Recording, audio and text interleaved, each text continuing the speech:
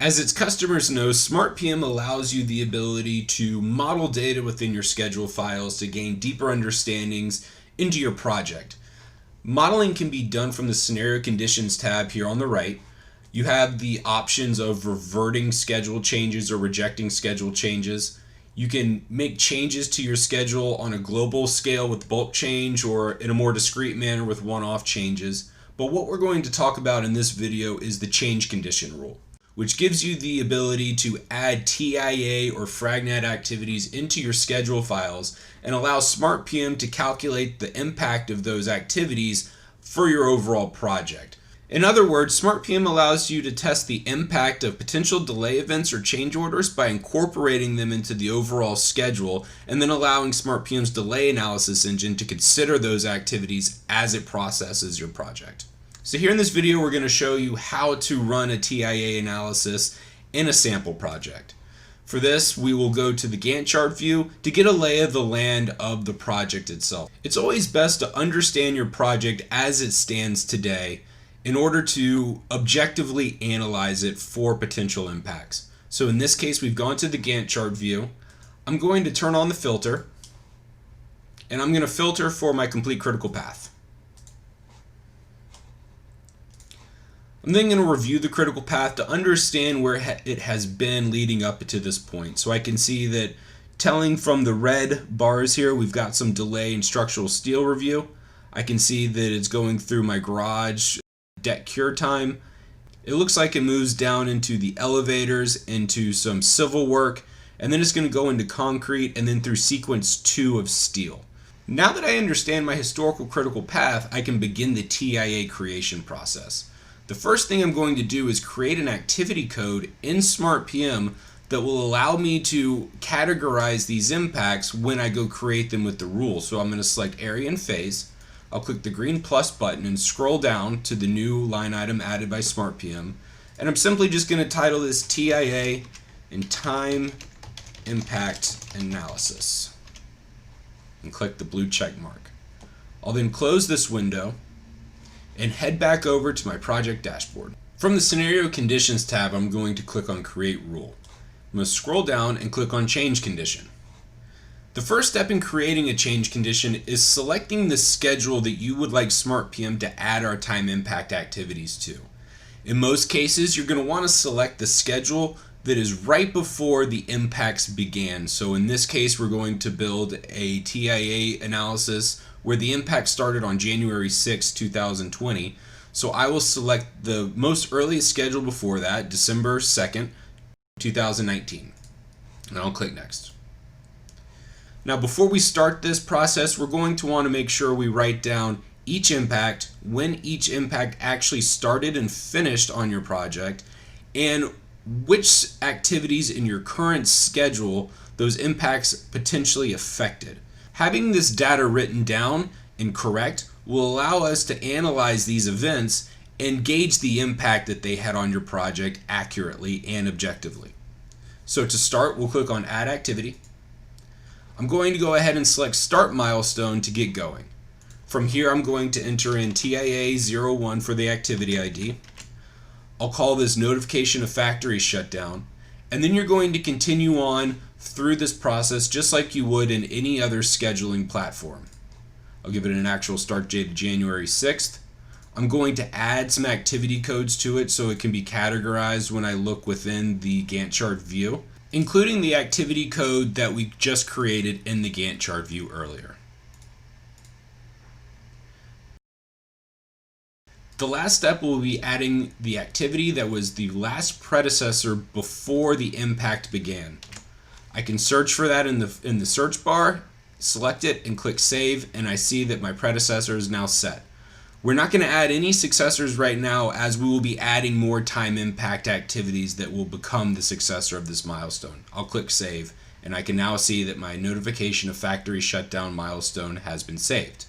Now I'm going to add my next activity in the impact, and I'm going to select Task in this case. I'm going to give it an ID of TIA02.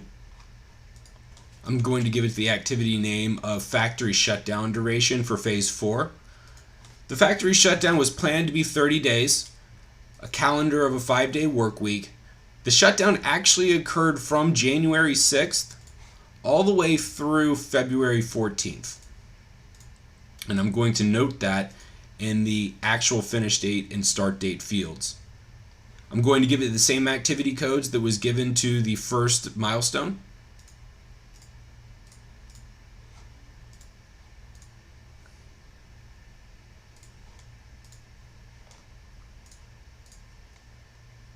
I'm going to add the predecessor of that first TIA activity that we created and give it a finish to start tie. And I'm going to click save again. Now I'm going to add my last TIA activity, which will be another task. I'm going to call it TIA 03. Give it an activity name of structural steel lead time after the factory shutdown. This had a planned duration of 40 days. The calendar is going to be my 5-day calendar. And it had an actual start date of February 15th and an actual finish date of April 10th.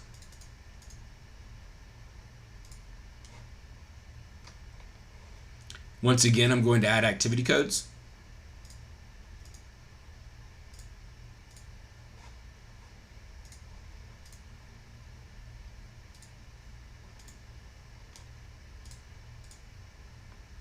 I'm going to give it a predecessor of my last time impact activity that I created, as well as a finish to start tie with that activity. And finally, I'm going to add a successor activity that is the activity that was directly impacted by these events. In this case, it's a rec steel of sequence 5. I'll click the activity, I'll give it a finish to start tie, and I'll click save. And then I will click save on the overall activity. We now have our time impact analysis built. I'll click next, and we're going to name this factory shutdown. Click finish, and we have now saved the rule. Now, saving the rule does not do anything in SmartPM. It's kind of like putting a tool in a toolbox. Now we're going to use that rule in a scenario that we're going to go create right now. Navigate to the Scenarios tab, click Create Scenario. We'll name this scenario Factory Shutdown Analysis, and we'll set it to automatically update. And we'll give the scenario description. And click Next. We'll analyze all the original schedules. We'll analyze the full schedule. And from the Step 4 Conditions tab, we're able to enact Factory Shutdown rule that we just created. Click Finish. SmartPM will now go create the scenario and include the time impact activities we created in the scenario conditions and incorporate it into the analysis. Once SmartPM has finished the analysis for our newly created scenario, I can refresh my browser and scroll down the Scenarios tab to find my Factory Shutdown Analysis scenario. I'll click the link to open up the Gantt chart view. Once inside the Gantt chart view, I'll perform the same steps that I did last time in the original scenario to review the critical path. I'll turn the filter on. I'll click Complete Critical Path in the filter menu. And then I'm going to roll up my Gantt chart view. And I'm going to start to break it out to understand where my delays have occurred, and I immediately can already see that my historical critical path is now through my time impact analysis section. I can see that the activities I added into the schedule did in fact impact my historical critical path and even cause some delay. I can view that delay by clicking on the Delay Table tab, scrolling down, and opening up my delay table. I can then see the delays that occurred in this scenario, and I can see that in fact those TIA activities that we added in the condition are in my delay table. I can see that notification of factory shutdown accumulated 18 days of delay, and factory shutdown duration accumulated 9 days of delay. I'll scroll back up and understand that some of those delays were concurrent in the schedule, and that the factory shutdown duration, while planned for 30 days, only impacted my project 9 days. And if you include the notification period, that's a total of 18 days of delay, which is less than that duration of the event, which allows me, the analyst, to fully understand the impact of these events. Another interesting item that's transpired in this analysis is that our third TIA activity, structural steel lead time, appears to be pushing our critical path. We can see here that it's scheduled to end on April 10th, and as I open up the Gantt chart view, I can discover that the activity we tied as a successor to that time impact analysis 3 activity erect steel sequence 5 is following and is waiting on the structural steel lead time to complete. I can then scroll back into my delay table and understand that 33 days of future recovery occurred when that time impact 3 was added to our December update. So not only are we getting delay on the back end from these impact activities, but we're also getting future negative recovery by the addition of these activities in the plan. From here, I have a few other options. I can go back to my project dashboard. I could go to the analysis tab, and I can compare and contrast the delay table exports for each my original and factory shutdown analysis by exporting the Excel files and comparing them side by side. I also have the ability to print or export any other reports, including the pink report, to analyze the situation further and compare my time impact analysis scenario versus my originals. I hope this video was useful. I hope you can find great uses for all the scenario conditions and especially the change condition that we just worked through.